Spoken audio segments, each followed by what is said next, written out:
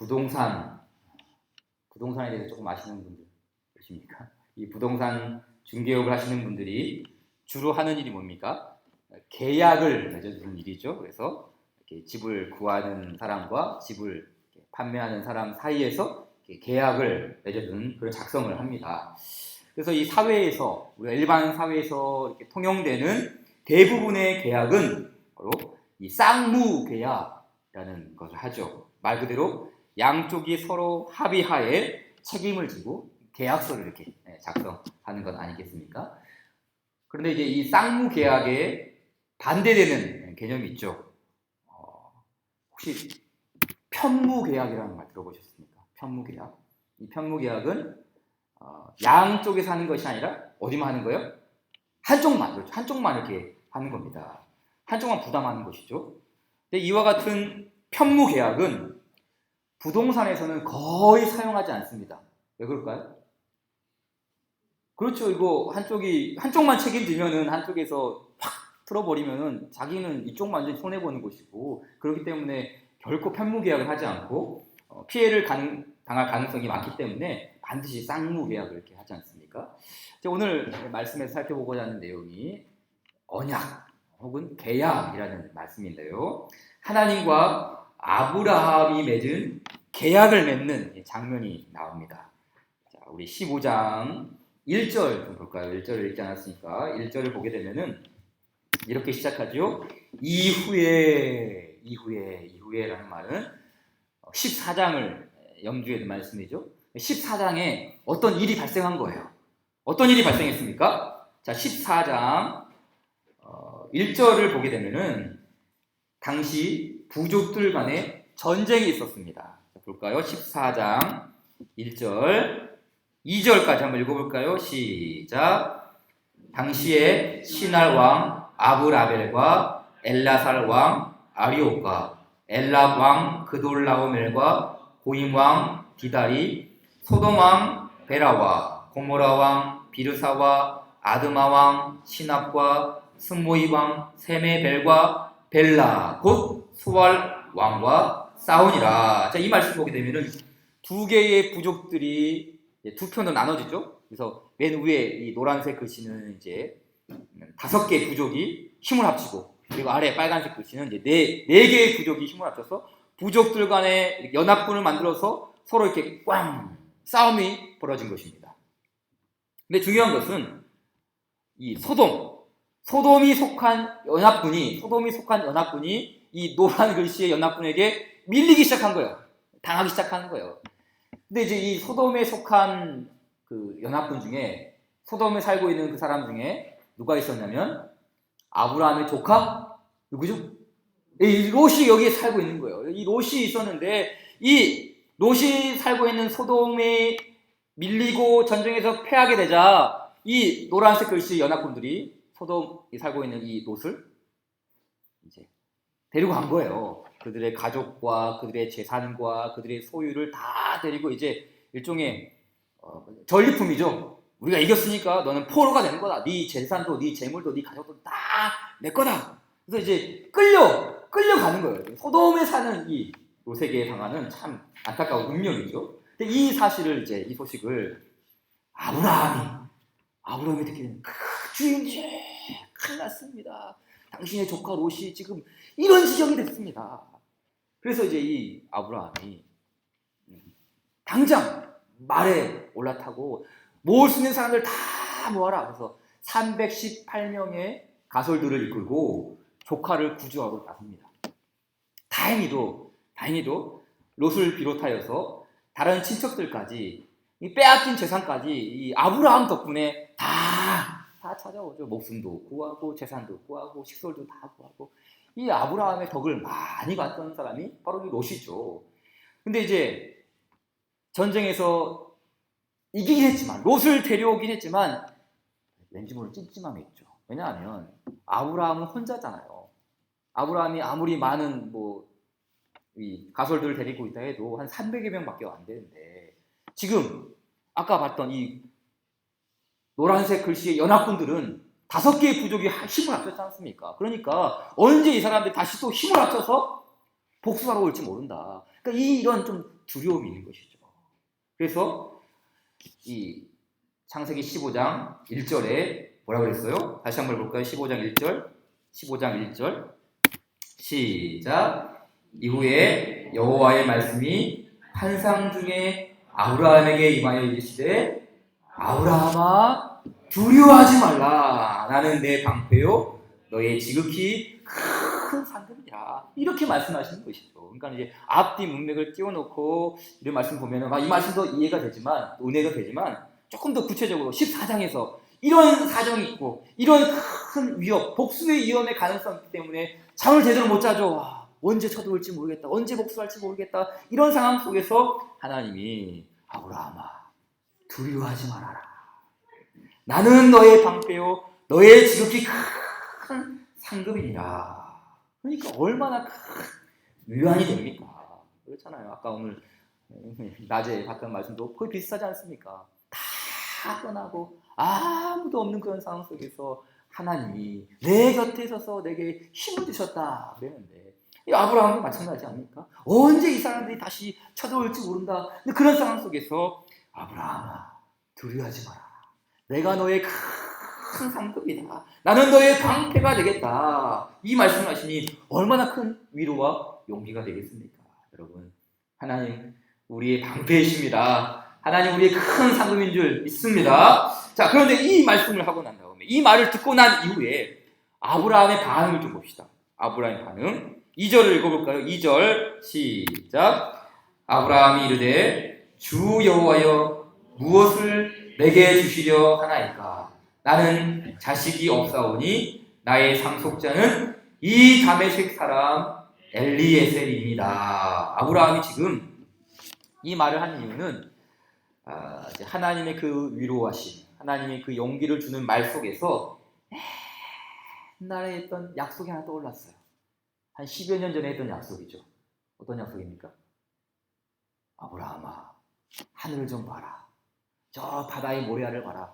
내가 너를 통해서 너의 후손이 저렇게 많아질 것이다 라는 그 약속, 10여 년 전에 했던 약속이에요. 그리고 10여 년이 흘렀잖아요. 변화가 있습니까? 없어요. 아무런 변화가 없는 거예요. 10년이라는 세월이 흘렀지만 도대체 하나님은 후손을 주겠다는 약속도, 하늘의 별과 같은 약속도, 바다의 모래알과 같이 되겠다는 그런 약속이 도대체 이루어지지 않는 것이죠. 그래서 이 아브라함이 여전히 자식이 없으니 이렇게 말하는 것이죠. 하나님, 저의 상속자는 이 다메섹 사람 엘리에셀이 될 것입니다 라고 말한 거예요. 여러분, 이 엘리에셀이 누구죠? 엘리에셀이 누굽니까? 이 엘리에셀은 아브라함의 오른팔이랄까요? 아브라함의 모든 비서실장이죠. 이런 비서실장. 그래서 아브라함이 모든 일들을 잘 감당하는 충직한 종입니다. 충직한 종이에요. 그래서 나중에 이 엘리에셀이 참 많은 일들을 많이 하지 않습니까? 그래서 뭐 이삭의 아내도 엘리에셀이 데려오기도 하고 그렇잖아요. 이 엘리에셀 참 중요한 인물인데, 그러니까 이 엘리에셀에게 하나님, 이 친구를 나의 상속자로 삼아주세요라고 말한 거예요. 그래서 24장 2절에 보게 되면은 아브라함이 자기 집 모든 소유를 맡은 늙은 종에게 이르되 청하건대 내 허벅지 밑에 네 손을 넣어라 라고 한 거예요. 그러니까 이 아브라함이 신뢰하는 사람, 아브라함이 참 믿을 만한 종, 바로 이 엘리에셀이 바로 자기의 상속자가 되기를 원했던 것이죠. 물론 이제 당시 고대 사회에서는 자식이 없으면 그 자식의 뒤를 이을 후사로 누구를 삼았냐면 종, 자신이 가장 신뢰하는 비서실장. 그러니까 이 아브라함도 이 엘리에셀에게 나의 상속권은 이 엘리에셀에게 있습니다. 하나님, 그렇게 해도 되겠죠? 이렇게 말한 것이죠. 그런데 그 말을 듣고 하나님 뭐라고 하십니까? 4절 읽어볼까요? 4절 15장 4절 시작. 여호와의 말씀이 그에게 이르시되 그 사람이 네 상속자가 아니라 네 몸에서 날 자가 내 상속자가 되리라 하시고, 그렇죠. 여전히 하나님은 엘리에셀이 아니라 아브라함의 몸에서 날 자가 상속자다. 그래서 그것을 더 확실하게 알려주시기 위해 한 번 더 밖으로 데리고 나갑니다. 또 보여주시죠. 아브라함, 하늘을 봐라. 뭐가 보이냐? 별이 보입니다. 그래, 네 후손이 저렇게 하늘에 반짝이는 별과 같이 많아질 것이다. 아브라함아, 저 땅바닥에 있는 모래를 좀 봐라. 너의 후손이 저렇게 모래처럼 많아질 것이다. 이 말씀을 들은 아브라함, 다른 사람도 아니고 다른 누군가도 아니고 하나님이 다시 한번 그 약속의 말씀을 주시니 또 그렇게 만들어 주시겠다고 하는데 감격이 넘치지 않겠습니까? 그래서 그때 아브라함이 아주 유명한 신앙 고백을 하죠. 자, 우리 아브라함이 했던 말 15장 6절 읽을까요? 시작. 아브라함이 여호와를 믿으니 여호와께서 이를 그의 의로 여기시고. 아멘. 그렇죠. 아브라함은 여호와를 믿으니, 이 믿다라는 말, 믿으니라는 말이 히브리 말로 아만이라는 말이에요. 아만이 뭐죠? 그러면 아만이 어디서 나온 거예요? 아멘으로 이렇게 바뀐 것이죠. 그래서 아멘이라는 말이 믿으니라는 말, 아브라함이 하나님 말씀을 아만했다, 믿으니라고 한 것이죠. 그러니까 그것을 또 하나님께서는 이 아브라함의 아만을 보고 내가 너를 의롭게 여긴다라고 하시죠. 그러니까 이제 보통 어떤 사람들은 구약은 율법을 지켜야지 의롭게 되고 신약은 예수님을 믿으면 의롭게 된다. 그런데 맞는 말입니까? 틀린 말입니까? 틀린 말이죠. 네, 절대 헷갈리면 안 됩니다. 구약 시대도 여호와를 믿음으로 의롭다함을 받고 신약에도 여호와 하나님과 우리 주 예수 그리스도를 믿음으로 의롭다함을 받는 것이죠. 이 여호와를 믿으니 그것이 아만이 곧 우리의 의가 되는 것 아니겠습니까? 그래서 이 아브라함을 가리켜서 우리가 항상 아브라함의 별명이 뭡니까? 아브라함 별명? 믿음의 조상. 그러잖아. 믿음의 조상이라는 말은 이 아브라함이 믿음이 아주 특출했다, 믿음이 뛰어났다 라는 말도 있지만 어떤 의미가 더 강하겠어요? 아브라함도 믿음으로 의롭다함을 받았다. 그 의미에서 믿음의 조상인 것이죠. 그래서 아브라함이 뭐 열심히 자기가 일을 해냈고 뭔가 만들어내고 율법을 잘 지켜서 믿음의 조상이 된 게 아니라 아브라함도 믿음으로 의롭다함을 받았다라는 의미에서 이 믿음의 조상이라는 그런 별명이 붙은 것이죠. 자, 다시 좀 본문을 볼까요? 7절을 같이 읽어봅시다. 7절 시작. 또 그에게 이르시되 나는 이 땅을 내게 주어 소유를 삼게 하려고 너를 갈대아인의 우르에서 이끌어낸 여호와니라 했어요. 2절에서는 다윗에게, 이 아브라함에게 자손의 복을 약속하셨죠. 자손의 복을 내가 너에게 주겠다. 그렇죠? 5절 6절에서는 자손의 복을 주겠다. 그리고 7절에서는 어떤 복을 주신다고요? 땅의 복을 주겠다. 그러자 자손의 복도 주시고 땅의 복도 주신다는 그 말씀을 듣자 이 아브라함의 반응이 나옵니다. 어떤 반응이 나옵니까? 8절 시작. 그가 이르되 주 여호와여 내가 이 땅을 소유로 받을 것을 무엇으로 알리까? 자, 이 말씀은 어떻게 보면 이제 아브라함이 그냥 그대로 믿으면 되지 이렇게 할 수도 있지만 아브라함이 믿음이 없는 행동처럼 이렇게 내가 무엇으로 알리까? 라고 이렇게 좀 항변하는 듯한 그런 이제 뉘앙스가 느껴지지만 이런 말은 그런 의미가 아니라 이 말씀은 뭐냐면 하나님께서 그렇게 말씀하셨으니 하나님 증표를 좀 보여주세요. 증표를 보여주세요. 하나님의 그 약속의 증표가 무엇인지 확실히 믿고 싶습니다. 확실히 알고 싶습니다. 이 믿음을 더 확고하겠다는 것. 말씀하셨으니 내가 믿습니다. 아만. 그런데 더 확실하게 알려주시기 위해 하나님 증표 같은 거 뭐 없습니까? 이렇게 이런 말씀을 한 것이죠.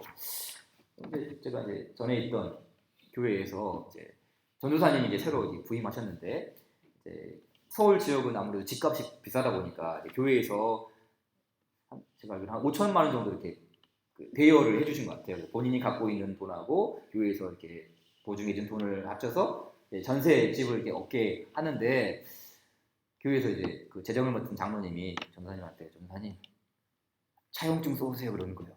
차용증. 제 생각으로 목사님 되실 분인데 꼭 차용증 써야 되나 그런 생각이 드는데 이 차용증은 이 사람을 못 믿어서 그런 게 아니라 뭘 정확하게 하기 위해서요? 그렇죠. 거래네요. 이 정확한 내용을 알기 위해서 이렇게 하는 거 아니겠습니까? 마찬가지죠. 하나님이 이제 아브라함이 하나님에게 하나님 어떻게 그것이 약속이 이루어지는지 좀 알고 싶습니다. 라고 싶으니까 이 하나님께서 차용증을 지금 이렇게 아브라함이 보여주신 것이죠. 그 차용증이 이제 9절에 나오죠. 9절 같이 한번 읽어볼까요? 9절 시작. 여호와께서 그에게 이르시되 나를 위하여 3년 된 암소와 3년 된 암염소와 3년 된 순양과 산 비둘기와 집 비둘기 새끼를 가져올지라. 자, 이 말을 들은 아브라함은 지금 하나님이 지금 무슨 말 하는지 너무 잘 알고 있어요. 이게 무슨 말이냐면, 자, 그러니까 아브라함 살았던 그 근동 지역에서는 사람과 사람이 계약을 할 때, 예를 들면 오용경 집사님과 저기 사이에 계약이 있었어요. 근데 그 계약을 옛날 3000년 전 아브라함 시대 때는 어떤 계약이었냐면은 이렇게 문서 계약이 아니라 짐승을 가져와서 짐승을 쪼갭니다. 그리고 확 갈라놓고 이제 왔다 갔다 하는 거예요. 내가 한번 왔다 갔다 하고 집사님이 한번 왔다 갔다 하고 이렇게 당신과 나 사이에 계약이 이루어졌습니다. 이 계약대로 하지 않으면 이 계약대로 이행하지 않으면 이 짐승이 쪼개 죽어진 것처럼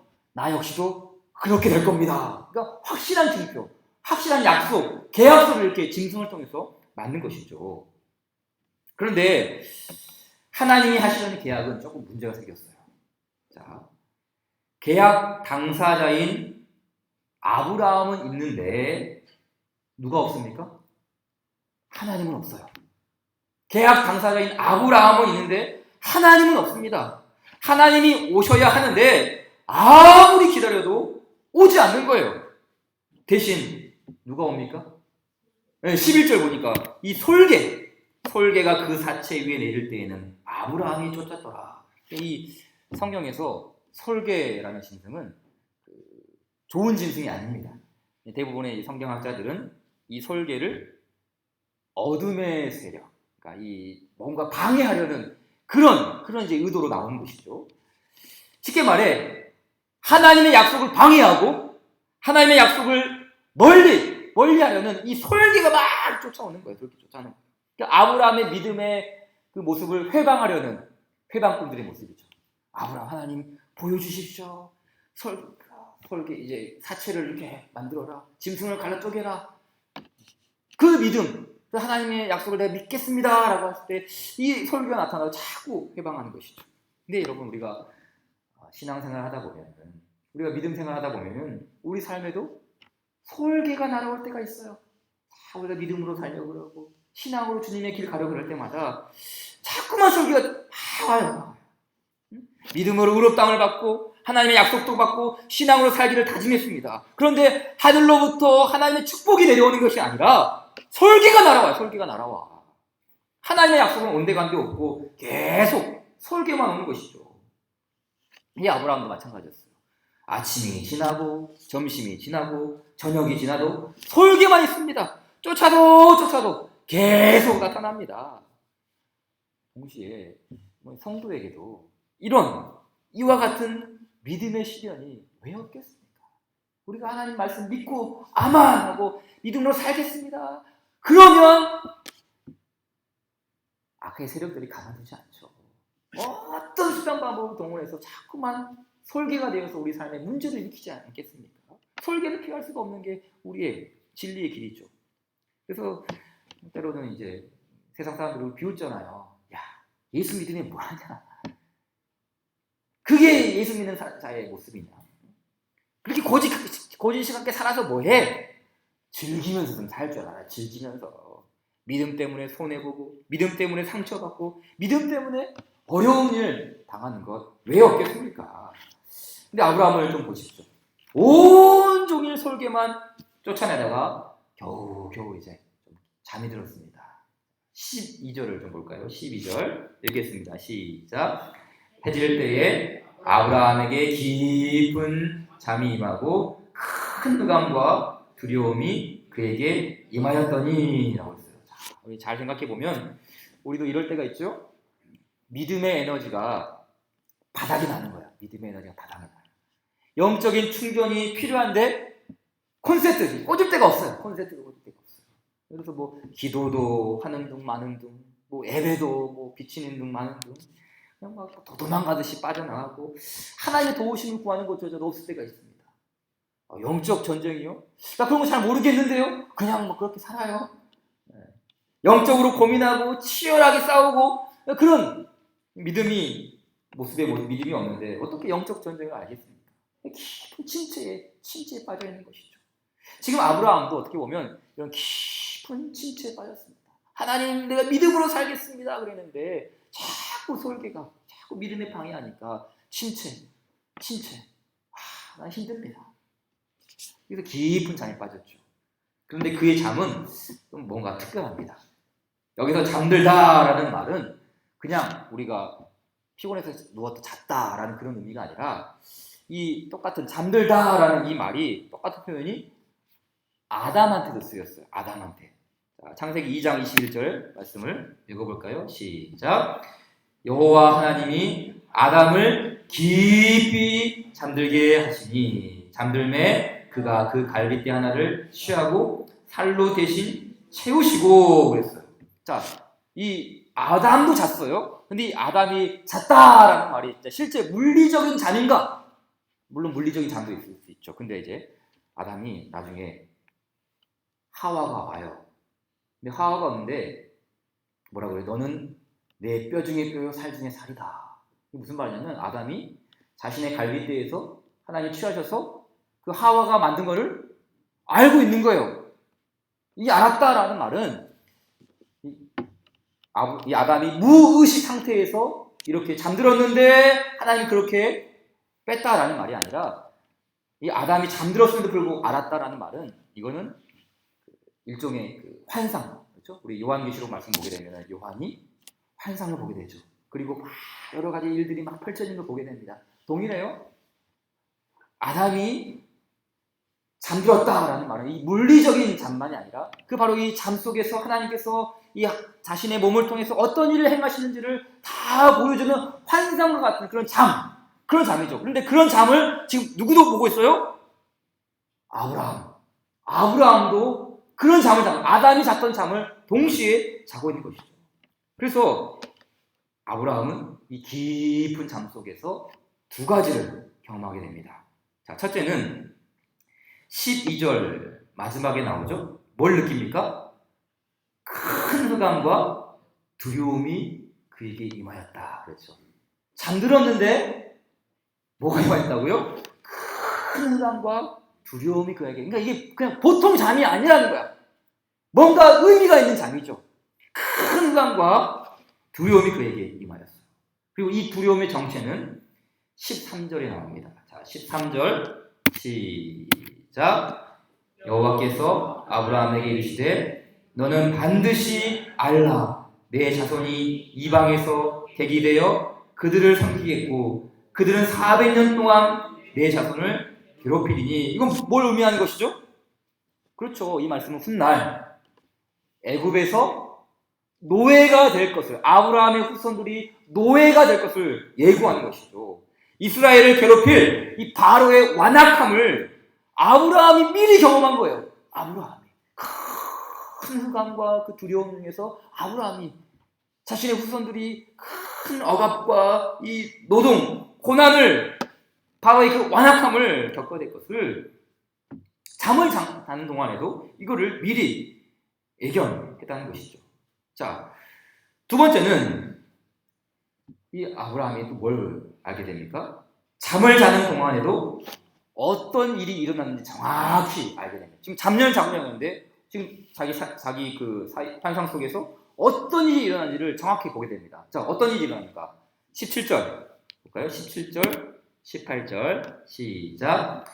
해가 져서 어두울 때에 연기나는 화로가 보이며 타는 횃불이 쪼갠 고기 사이로 지나더라. 그날에 여호와께서 아브라함과 더불어 언약을 세워 이르시되 내가 이 땅을 애굽 강에서부터 그 큰 강 유브라데까지 내 자손에게 주노니. 이걸 꿈에서 깊은 잠든 그 상황 속에서 지금 연기나는 화로가 보이고 타는 횃불이 쪼갠 고기 사이로 지나가는 걸, 이걸 보게 된 것이죠.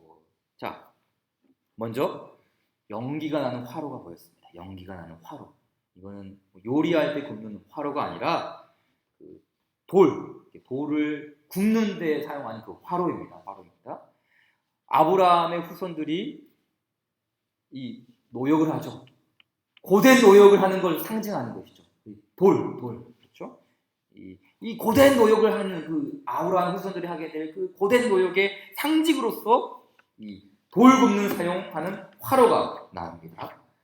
다음으로 보인 것은 타는 횃불이에요. 타는 횃불. 불, 타는 횃불. 그러면 이 성경에서 불이라는 것은 두 가지 의미가 있죠. 하나는 심판의 의미가 있어요. 징벌의 의미가 있죠. 그러나 정반대의 개념도 있죠. 성경에서 불 그러면 또 뭐가 있습니까? 하나님의 임재. 그렇죠? 요한계시록에도 그 눈은 불꽃 같고 라는 말씀이 나오죠. 또 출애굽기에는 이스라엘 백성들이 갈 때마다 구름 기둥과 불 기둥, 하나님의 임재입니다. 이 횃불 같다는 말은 하나님의 임재를 봄과 동시에 이 횃불은 나중에 오게 될 그 메시아 예수님, 진리와 빛이신, 빛과 진리이신, 그리고 구원이신 예수 그리스도를 상징하는 게 바로 이 횃불. 이스라엘 백성들이 광야에서 생활할 때 그 구름 기둥과 불 기둥, 하나님의 임재 속에서 살았던 것처럼 예수님도 그 주님의 불로서 주의 백성들에게 함께 임재하시고 성막으로 임재하시고 하나님과 함께 우리와 함께 동행하지 않습니까? 근데 중요한 것은 이 타는 횃불, 즉 예수 그리스도를 상징하는 횃불이 쪼갠 고기 사이로 지나갔다는 거예요. 그러니까 횃불이 고기 사이로 확 지나간 거예요. 반대로 아브라함은 지나가지 않았습니다. 그렇죠? 지금 이 고기가 놓여있는 상태. 근데 불이 있는데, 이 횃불이 있는데, 아브라함은 가만히 있고, 횃불이 확 지나갑니다. 하나님의 임재를 상징하는 그 메시아 예수 그리스도를 상징하는 횃불이 확 지나갔다는 말은 이 계약은 아브라함과 하나님 사이에 맺은 쌍무 계약이 아니라 하나님만 계약을 맺은 무슨 계약? 편무 계약이라는 거예요. 편무 계약. 그러니까 한쪽만 감당하겠다는 것이죠. 한쪽만 책임지다는 거예요. 그럼 아브라함은 할 게 있나요? 사실은 아브라함은 아무것도 할 게 없습니다.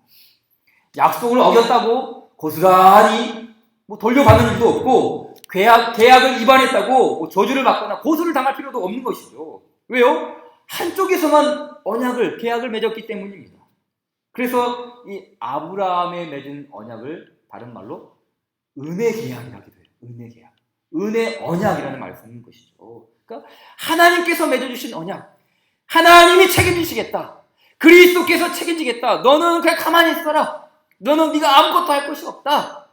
너가 책임질 게 없다. 너가 실수하거나 네가 믿음으로 이렇게 뭔가 실패해도 내가 책임지겠다. 이 편무 계약에 의해서 하나님이 보증을 하시고 하나님이 책임을 지는 것이죠.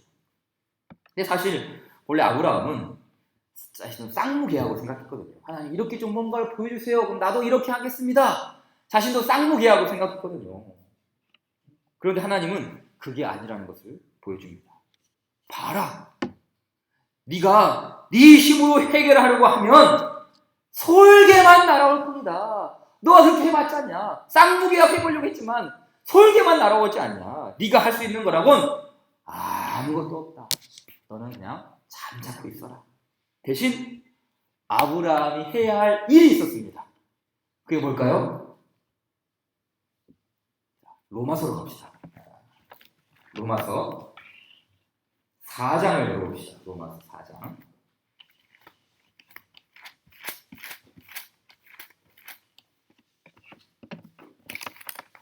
로마서 4장 18절 이하를 봅시다.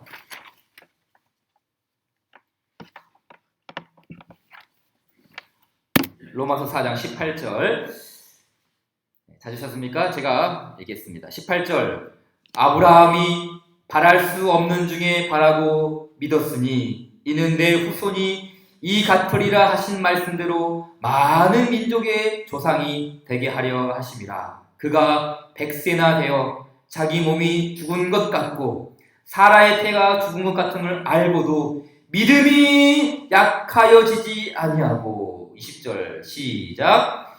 믿음이 없어 하나님의 약속을 의심하지 않고 믿음으로 견고하여져서 하나님께 영광을 돌리며 약속하신 그것을 또한 능히 이루실 줄 확신하였으니 그러므로 그것이 그에게 의로 여겨졌느니라. 아멘. 그렇죠. 아브라함이 하는 것은 뭐뿐이었습니까? 믿음뿐이었어요. 믿음. 하나님이 고개를 쪼개고 그리고 그 쪼갠 고개 사이로 자신이 지나가시면서 아브라함, 너는 네가 할 게 아무것도 없다. 네가 이렇게 지나가거나 네가 할 거 그거 네가 신경 쓸 거 없어. 넌 오직 뭐만 하면 되는 거야? 나만 믿어라. 내가 너를 책임지겠다는 그거, 내가 너의 후손을 하늘의 별과 같이 땅의 모래와 같이 하겠다는 그 말씀을 믿기만 해라. 그 믿음을 요구하는 것이죠. 자, 고린도후서 1장 20절 말씀도 같이 읽을까요? 시작. 하나님의 약속은 얼마든지 그리스도 안에서 예가 되니 그런즉 그로 말미암아 우리가 아멘 하여 하나님께 영광을 돌리게 되느니라. 아멘. 우리가 해야 할 일은 무엇이라고요? 다른 게 아니에요. 아멘. 믿는 것입니다. 아브라함의 아만, 믿음이죠. 믿음. 하나님의 말씀을 확신하는 거예요. 만약 이 언약이 하나님만 맺은 편무계약이 아니라 쌍무계약으로 체결했다면 어떤 일이 발생됐을까요? 상상해 보셨습니까? 그렇게 되면 이 아브라함 약속을 지킬 힘이 없거든요. 아브라함 자신의 힘으로 하나님의 그 약속을 지켜낼 도리가 없어요. 다 포기하고 체결되지 않고 다 끝나고 버리는 것이죠. 계약 파기죠. 계약 파기.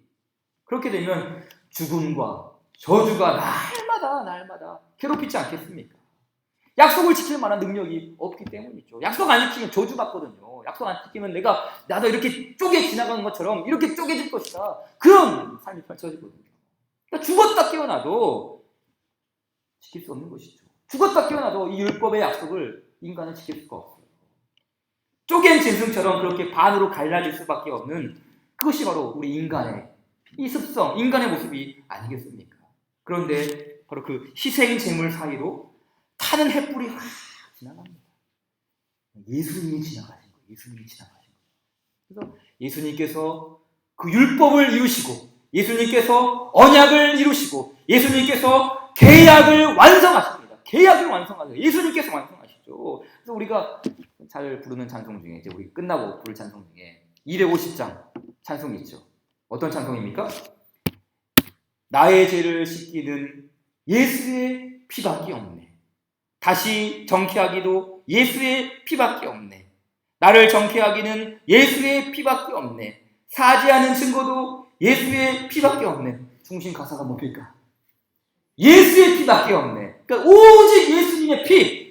예수님의 피가 언약의 표징이고 예수님의 피가 은혜의 언약이고 예수님의 피가 언약의 완성이고 예수님의 피가 언약을 지키시는 그 하나님을 보여주는 것이죠. 그렇기 때문에 이 하나님의 언약은 예수님 안에서 다 이루어졌습니다.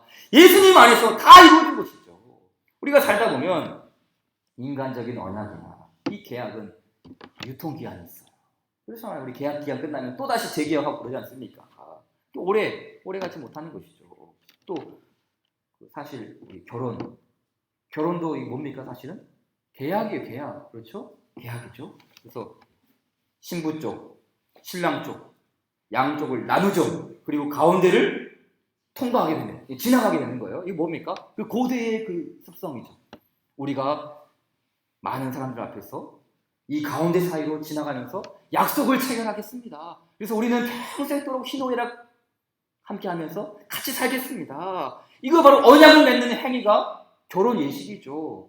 그런데 그런 예식들이, 그런 결혼의 언약들이 요즘 가면 갈수록 더 많이 깨지고 있지 않습니까? 이게 인간의 모습이고 이게 우리가 살아가는 이 죄악이 가지고 있는 우리의 모습이 아니겠습니까?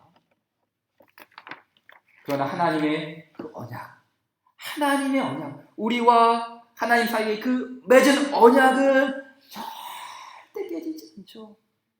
내 주와 맺은 언약은 그 다음 가사 뭐입니까? 늘 불변하시니 그거죠. 늘 불변하다. 하나님의 언약. 우리가 하나님의 신부이고 예수 그리스도의 신부이고 하나님은 우리의 신랑이시는데 그 언약이 깨지는가? 우리가 돌아서고 우리가 주님 배반하고 다른 것을 사모할 때도 여전히 우리를 찾아오셔서 그 언약을 이끌어 가시고 언약을 계속해서 지키시는 그 삼위 하나님의 언약이 우리의 신자를 보증하고 우리의 믿음을 계속해서 이끌어가는 것 아니겠습니까? 그러니 이 하나님의 언약은 절대 깨지지 않음을 믿으시기 바랍니다. 우리의 인생이 실패를 당하고 또 질병이 찾아오고 또 자녀들이 문제를 일으키고 가정에 풍파가 오고 신앙으로 살면서도 무언가 일이 풀리지 않을 때가 있습니다. 이것은 하나님 앞에서 언약이 깨져서 그럴까요? 아닙니다. 하나님은 언약을 지키시는 분입니다. 다른 말로 말하면 그런 상황 속에서도 하나님은 언약대로 반드시 이뤄가신다는 사실을 아브라함의 모습을 통해서 보여주지 않습니까? 아브라함이 참 믿음으로 살겠다고 했지만 믿지 못하고 자꾸 다른 짓 하고 자기 엘리에셀을 만들어주세요. 아니 하갈을 데려와서 내가 아들을 낳는 이 이스마엘을 상속자로 해주세요. 아니다. 내가 네 몸에서 반드시 상속자를 세울 것이다. 그 약속대로 이끌어가시는 하나님 우리에게 맺으신 그 언약을 반드시 이루시는 하나님이신 줄 믿습니다. 여러분 이 예수님의 십자가 안에서 이루어진 그 하나님의 언약 안에서 우리는 충만한 복을 누릴 수 있고 이와 같은 언약이 이제 우리에게도 주어졌습니다. 이제 우리가 해야 할 책임이 있습니다. 그것은 이 언약이 주는 용기와 위로를 가지고 담대하게 사는 거예요. 언약이 주는 위로와 용기. 우리는 참 부족하지만 하나님의 약속대로 우리를 이끌어 가십니다. 우리는 참 넘어지고 쓰러지고 자꾸만 딴짓할 때도 많지만 우리 주님께서 우리를 이렇게 위로하시고 우리를 끝까지 견인해 가시니 하나님 믿음과 용기와 위로를 가지고 주님 믿음으로 살겠습니다. 바로 이 담대함을 가지고 사는 건 아니겠습니까? 그래서 저는 이런 고백을 자주 합니다. 언약의 주님 계시니 모든 것은 잘 되리라. 한번 해볼까요? 시작. 언약의 주님 계시니 모든 것은 잘 되리라. 아멘. 그렇죠. 언약의 주님 계시니 모든 것이 잘 되리라. 물론 다 잘 되는 게 아니죠. 때로는 험한 일을 만나기도 하고 내가 원치 않은 일을 당하기도 하지만 우리가 말하는 합력하여 선을 이루시는 그 하나님 계시니 모든 것은 잘 되리라. 그러니까 하나님 믿고 의지하고 우리 아버지 하나님의 은혜 속에 살아가는 이 언약의 백성들은 모든 것이 잘 됩니다. 여러분 믿고 의지하면서 위로와 소망과 이 사랑 속에서 담대하게 살아가는 우리 되기를 주님 이름으로 축원드립니다. 우리 주신 말씀 기억하며 252장 아까 찬양 봤던 252장 찬송하고 마칩시다. 252장